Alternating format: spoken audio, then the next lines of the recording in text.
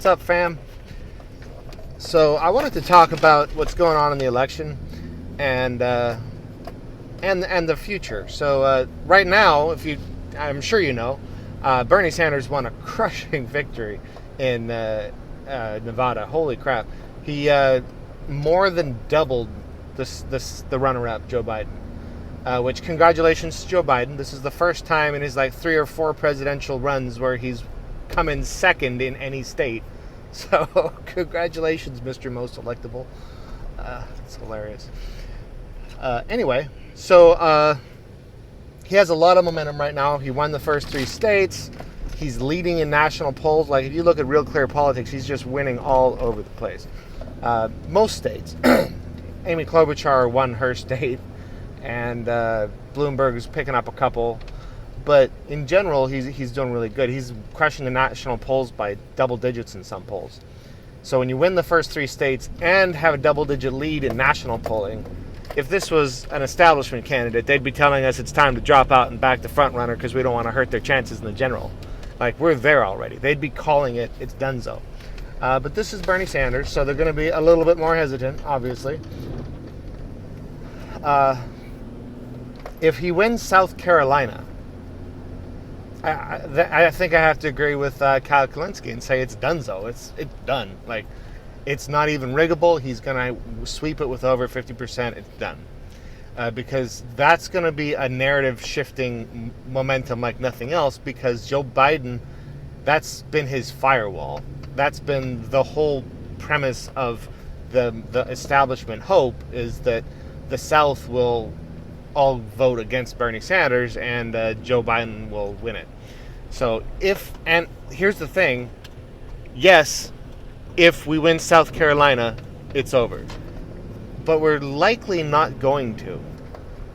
If you're anywhere close to South Carolina, if you can phone bank, if you can text, if you can donate, please do. It is winnable, don't get me wrong. Biden's lead there has shrunk substantially. He used to have 16 points up. Now he's 4 to 6 up, I think, but he's still ahead. So if Bernie overperforms his polling like he did in Nevada, he can win it. Otherwise, he's not going to win it. It's also going to come down to the debate. And I was looking up headlines on when it starts, and it starts at 5 p.m. Pacific Standard Time tonight, by the way. And there's headlines about how it's going to be everybody versus Bernie. They're saying that in the headlines. They're also talking about how Bloomberg is only going to focus on Bernie. Oh, Lordy, we're so scared, Mr. Great Debate Expert. He got fucking slaughtered last time. Nobody's scared of his attentions. Anyway, so those are the headlines. So it's going to depend on that. There's every possibility we'll lose South Carolina. We still have a good chance at winning this. Bernie Sanders this morning had a 42% chance, according to 538, of winning over 50% of the delegates. And no one was 40%, so he was leading even no one. So the second runner-up was 9%. So he's crushing the probability polling. If we lose South Carolina, sweep most of the big states on Super Tuesday, including California, we'll come out with this massive lead and probably wrap it up then. But this is what it's time to start talking about. What do we do if Bernie Sanders wins the nomination? What happens then? This is something I haven't really heard anybody talk about. So I 100% agree. And I don't think I'm going to have time to get into all of it, but that Bernie Sanders is the most electable candidate. This is demonstrable a million different ways. You look at it empirically, logically, rhetorically, he has the best chance to win. But that doesn't make him a shoo-in to beat Trump. Trump is a very strong candidate, and we need to not underestimate him. What is going on up here? Well, maybe I do have time. I mean, if you look at all the head-to-head polling, look at all of it, and there's a page on Real Clear Politics, I'll put it in the comments, that has all of the head-to-head polling, including by state. And Bernie Sanders does the best in almost all of it. There's a couple states where somebody else did better than he did against Trump, but most of the swing states, Bernie does better than Trump. Like the media seems to pretend that Bernie beats Trump head-to-head, but it's probably like 90% on the coast and nothing else. But that's not true. He beats Trump by pretty normal margins on the coast and also in the swing states. That's the thing. The most important state is Texas, actually. And we can lose Florida if we win Texas, but Texas has even more electoral votes. And Sanders was doing the best in Texas, which isn't surprising. It does really well with Latinos. And he was losing to Trump by only 2 points in Texas. That makes that election gettable. And if we get Texas, the GOP is going down. So that's very exciting. So he is electable on the data. Now, a lot of people say, this is the moderate counter-argument, that early head-to-head polling is notoriously unreliable. And there's statistics showing that polling is up to 11 points off. True. What's most important in an election? There's two things that we need. We need independence and we need turnout. So 28% of the country is Republican, 28% is Democrat, 41% is independent. Bernie crushes Trump by 18 points among independents. So yeah, even if that's off by 11 points, he's still winning that. So as long as all the Republicans and all the Democrats turn out, he's still winning. So he's very electable. Now, if you look at rhetoric, he's going to be attacked for being a socialist. Big whoop. I can show studies showing that when people are reminded he's a socialist, it doesn't change their opinion one iota of him.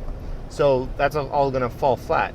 People talk about the attack ads and how he said good things about breadlines.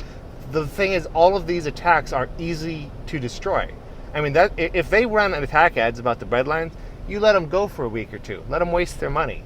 And then you release an ad with the context of it, which is wholly uncontroversial. All Bernie says, if you watch the whole clip, is that waiting in a line for bread is better than starving in the gutter. Which, duh.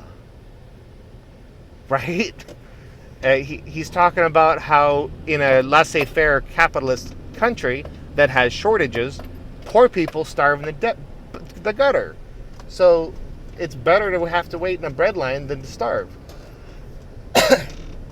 And he also pushes back on the authoritarianism of these countries in every clip. Like he's never like unqualified in his support for any of these communist countries. So I'm not scared of their Oppo research at all because it's all very easy to counter.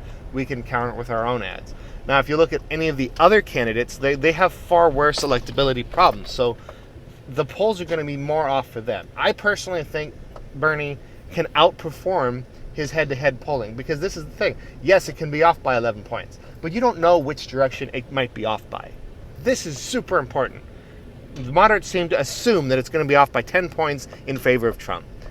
I don't know why they assume that, but it's ridiculous because we don't know which direction it could be. And it could be that Bernie's is off 10 points in his favor and Bloomberg's is off 10 points in Trump's favor. Like, that's the thing you don't know. So what you have to do is you have to look at the different lines of attack and try to figure out how effective they're going to be at attacking them. And Bernie's lines of attacks are very, very fucking weak. Got chaos going over here at the Manly organization.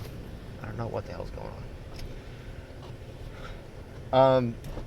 But yeah, you look at Joe Biden. It's so easy to do cringe compilations of Joe Biden. Like, give me a freaking break. Whether it's being creepy or his gaffe machine, and that's not nearly as hard to counter because we know there's an element of truth to that. It's easy to attack him on Hunter Biden and the other 7 Bidens who have gotten rich off his last name. That obviously has an element of truth to it, and it lands. And Trump's had a year to build momentum on that. So that's going to hurt him more than any of the arguments against Sanders are going to hurt him. You look at Bloomberg, I don't even need to start. He has so many ways to attack him. The thing is, it's very important to understand this dynamic. Most independents are left-leaning, statistically. Like I said, only 28% of the country identifies as Democrat, and yet left-leaning positions like universal health care, like free college, uh, background checks for guns, these things are overwhelmingly popular. So you can tell that they're winning Democrats and most independents. We know most independents lean left. Why do they call themselves independents? Because they're disenfranchised with the parties. It's not necessarily that they're in the middle of the two parties ideologically. There's polling on this. This is a known thing. It's because they're tired of partisanship. A lot of them are more left than Democrats, and some of them are more right than Republicans. But it's the partisanship that's got them pissed off. They're not necessarily moderate. Now, because independents are left-leaning, this makes other candidates especially weak against Trump because he can attack them from the left. And this appeals to independents that are largely left-leaning. This is how he won last time. Trump's really good at this. He promised health care to everybody. He promised he wasn't like other Republicans and he wouldn't cut Medicare and Medicaid and Social Security. And he hasn't. Now, he tried to. His budget's tried to. But he didn't, and Trump can argue that. And he can attack other candidates from the left. If Joe Biden tries to attack him on trying to cut Social Security and Medicare, Trump can run attack ads with Joe Biden saying, I was saying to cut all of them. I said that once, I said it twice, I said it 3 times. I want to cut Social Security, Medicare, and Medicaid. Right there on the floor of Congress, he's saying this. So, yes, everyone else is much less electable. And this brings me to the point I was planning on the whole video, which I went overboard on the electability. What happens if Bernie is the nominee and he loses? Even if he is the most electable, that doesn't mean he wins, because it's possible that anyone who runs could lose, because Trump is a very strong candidate. He has a very strong grassroots support, a very motivated base, and he, no matter what he's done, he's been Teflon Don and been around 40% favorability. That's a very strong base. When only half the country votes, 26% will win you the election. So 40% strong numbers like that, he's strong. So this is the thing. If Bernie Sanders wins the nomination, I was thinking about this for Cenk Unger too. Cenk is running for the nomination in a swing district. If he wins the primary, but then loses to the Republican, it's going to massively hurt progressives nationwide. They will use that against everybody. But Bernie Sanders even more so. If he wins and then loses in the general, like, the left is going to be toast for decades. So he is the most electable. He is the best. He's the best chance of real change the people have had in American history. We need him to win. We need him for climate. We need him for the wealth inequality. We need him to get money out of politics. But it's time to start talking about this, because if he is the nominee, we need to all work so much harder to make sure he wins. We need to be out there every freaking day canvassing. You need to get your connections with the Bernie Sanders campaign right now. And you got to go to berniesanders.com and volunteer. It's like, takes 2 seconds. You can find events near you. Make friends with these people, because we're going to have a long relationship with them. We need to keep this up, because we got to win. So we have to find ways to be productive. So I'm in California. California will vote blue no matter who. Like, there's no reasonable way to doubt that. So canvassing here in California isn't going to do anything for the general. I did canvass on Sunday. I had a blast. It's not going to do anything for the general. So I'm going to take weekend trips to Nevada as often as I can. Might take a week-long vacation or two to whatever swing state that the Bernie Sanders campaign says they need the most help in. And I'll be calling and texting the swing states from here, which, you can do anywhere in the country. So I'm asking you to do that with me, because, again, it's going to become far more important if he wins the nomination, that he wins the general. The stakes have never been higher, and we cannot afford for him to be the nominee and then lose. So get ready. It's November seems far off, but it's going to be here in a blink, and we got to win it. So thanks again. Let me know your comments. I want to hear your thoughts on what you think his chances are. What you think of how the media has been covering his frontrunner status. Good stuff. So anyway, thanks, fam.